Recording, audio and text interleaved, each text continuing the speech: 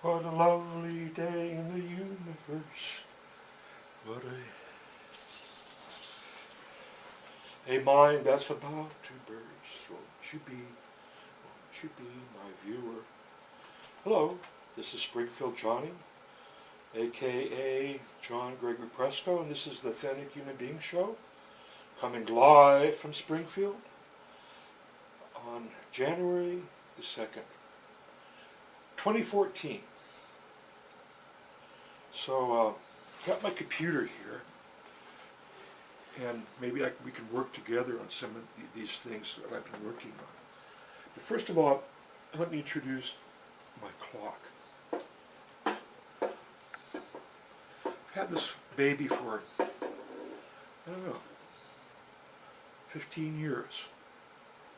I've looked at this clock 25,000 times. You know, oh, is the Ducks football game going to be on soon? You know, a lot of that in there. There's a lot of stories about me looking up. You know, if you could point this clock like a video camera, see, point it in time, and you could read, have it go backwards and read my life. If you could see what my whole life pass before it, see, rerun it here. Anyway, it stopped a month ago, and it stopped at 4:44, and I came in there and I did a thing with the battery, but that was okay. You can see this second hand trying to get past 4:44. Well, it did. It went around for 12 hours and it came right back, or would that be 12 hours? Stopped right there again, 4:44. I said, okay, that's it. It wants to be 4:44, no more. 4:44, no more. That's what it was telling me. And then I realized that I'd arrived, that what I saw on the Getty computer back in 1986, I was in that time. My novel is a prophetic projection of things to come, the last beatnik hippie standing. And I'm here. It's me. I am the last bohemian standing. There is no more beatnik hippie bohemian writers out there. I think I'm the only one left. They're all gone. Kesey, Kerouac. So it was my friend Amy Oles that, I told her my clock stopped. She said, go see what time that is, because that's an important number. She's in the numbers. She gets numbers coming, She's a Kabbalist, but she doesn't know it. She might be the first female Kabbalist, which is really interesting, because if she's channeling a Kabbalist in her genetic memory, that means she was Kabbalist in a past lifetime. But was she a male in a past lifetime? The idea that a Kabbalist might be a female way back, they say Genesis was written by a female, is really, really interesting. Because she, we'll get into that. So, get into that. Boy, Amy's a trip. When I saw her artwork on Facebook, she had this person pointing, and he looked like Jesus, and he had this temperate cross on. There was an alabi behind him. There was pyramids. There was this binary code. These numbers written right up the side of the pyramid, and pointing, which is the John the Baptist symbol. And so I really started, oh, look at this. What if, she's doing automatic paintings.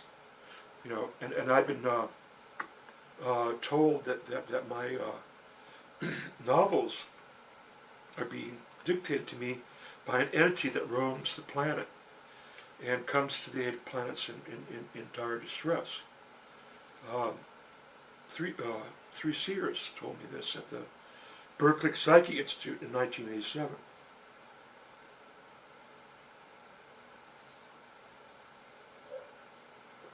During the break in my very interesting reading, the woman that burst in the room and said, "You can't stay here, you've got to move on." Because we'd come to something, you know. And the two guys, seers, were saying, you know, are we in heaven? Is this proof there's heaven? And she comes running up the stairs and says, "You can't stay in this place, you have to move on." And so during the break, she comes up next to me and sits down. "Wow, you know, is that true what they told me in there?" She says, "Yep, it's true, you know."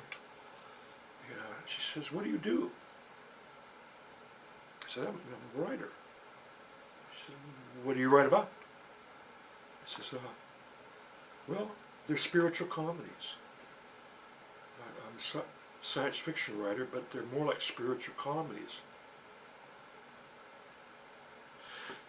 And that's how I saw Vonnegut's work. I saw him as a man who had a profound awakening, probably in Dresden. He probably, you know, he had a out-of-body experience of some kind, maybe PTSD. I think he suffered from PTSD when he was looking at the terrible results of the firebomb. Killed something like 60,000 people, incinerated them. So he goes off to another planet. And I won't get into that novel right now. I want to get into this one. Slapstick. Plot introduction. The novel is the form of an autobiography of Dr. Wilbur Daffodil Swain. Dr. Swain tells us that he lives in the ruins of the Empire State Building with his pregnant granddaughter, Melody Oriole II von Peterswald, and her lover, Isidore Raspberry 19 Cohen. Interesting. Cohen's Kabbalist, high priest of the temple. Dr. Swain is a hideous man whose ugliness, along with that of his twin sister, Elisa, wow, okay, Elisa, the oath of God, that's what that means, led their parents to cut them off from modern society. The siblings came to realize that when in close physical contact, they form a vastly powerful and creative intelligence through reading and philosophizing together. Wilbur and Elisa combated the feelings of loneliness and isolation that would otherwise have ruined their childhood. Throughout the book, Wilbur claims that his sister Elisa is the more intelligent of the two, but that no one realizes because she can't read or write. Wilbur and Elisa are two halves of a brain, with Wilbur, the left brain, logical, rational, and able to communicate, with Elisa, the right brain, creative, emotional, but unable to communicate effectively. The siblings created, among other things, a plan to end loneliness in America through vast, extended families. Under the plan, all citizens would be provided with new middle names, made of the name of random natural object paired with a random number between 1 and 20. Everyone with the same name would be cousins, and everyone with the same name and number would be siblings. Now, every morning when I get up and go to my computer for the last month or more, there is my dear friend Amy Olds. And I've compared her to my late sister, Christina Rosamond Benton, the world famous artist who died. And in fact, I'm kind of setting up Amy to carry on, because I'm not going to live forever. And especially when you get the clock stopping like that, you get to go, wait a minute, you know, what's coming? Is my Rosario going to catch up with me? I got a guy on Facebook that is Rosario. I have to read what he wrote me, the threat, you know. So you want to impart, you've got to like pass on the gauntlet. So this morning, we're talking this book, Slapstick, Lonely No More. What is this? When we get together, it's just like, boom, just firing off our synopsis, our brains is going, everybody's going, oh, let's see what somebody thinks of me today. I better check in over here.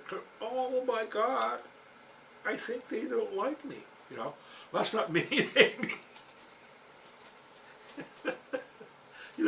Our conversation has got to be a radio show. This is why, I'm going to try to get us a radio show so people can join in. It's the right side of the brain meets the left side of the brain. These two siblings, see, these soul, I called her my soul sister today, this morning. She said, why are we coming together? What's the purpose? What is it we're supposed to do? Well, according to the seer back in 1987, we're supposed to receive, we're just the messenger. See, to receive the message from this entity that roams the universe and comes to the aid of a planet in dire distress. So identifying what the problem is the beginning of the healing. And Amy offered to do me, to heal me. This is what made me take note. I said, wait a minute, I've got all these undertakers cursing me for my whole life because I'm just got too many gifts, gifted architect, gifted poet, gifted writer, gifted artist, gift for gab, and I'm always cursed. People always tripping me when I go up the aisle to receive my loyalties from the gods. And Charles J. Shields today, come on, John, come down the aisle and receive your writer's laurel crown, out comes the foot, smack, Well, I did, I've learned these tricks. I can see the foot coming out to trip me up, and that's when I dropped, the piano on them, Like, oh God, this guy just dropped the piano on me, and that, and then, see, Vonnegut made a big mistake. He should have been writing a novel about the guy writing his biography, here comes the undertaker, he's got an appointment for an interview. Here he comes down, this little, BMW, car, and this little slick Sanity, here comes Charles J. Shields, Undertaker, There's Vonnegut peeking out his window, It's Rosario, And so Vonnegut should have actually, made an agreement with Charles, okay, you do my biography, and I'm going to do yours, because we've got to know who these guys are, see, K44, I'm K44. I'm sane. And because I'm sane, I get to write books about crazy people. Well, why? It's a bust. And this is why I got rid of it. I said, I'm going to bust your ass, Charles.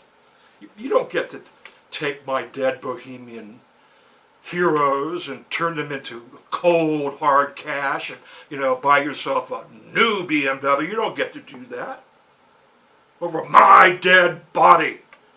From my cold, dead hands.